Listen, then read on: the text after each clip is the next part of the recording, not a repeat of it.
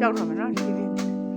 အဲ့တော့ပြလာတော့ကြောက်နည်းနည်းလေးတော့ရေးလေးတော့ရှိသေးရဲ့အဲ့ခုနကနောက်လာလို့ပေါ့အဲ့ဒါမှမဟုတ်ဘူးဒါလည်းပေါ်လာမိုက်တယ်နော်မမေဟောတတိလေးနဲ့ပေါ်လာတာဟာပြောက်သွားတာပါပဲဟာဒီဘက်မှာဆက်ပေါ်နေလားတက်ထွက်တော့ပါတက်ထွက်ပြောတရားကြီးကြောက်သွားပျောက်သွားပြီလား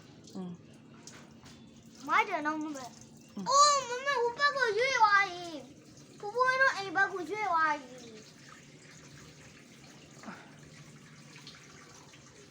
ဘိုးဘိုးတို့အိမ်ဘက်ကိုရွေ့မှာမမေအဲ့အကြောင်းပြမိုက်တယ်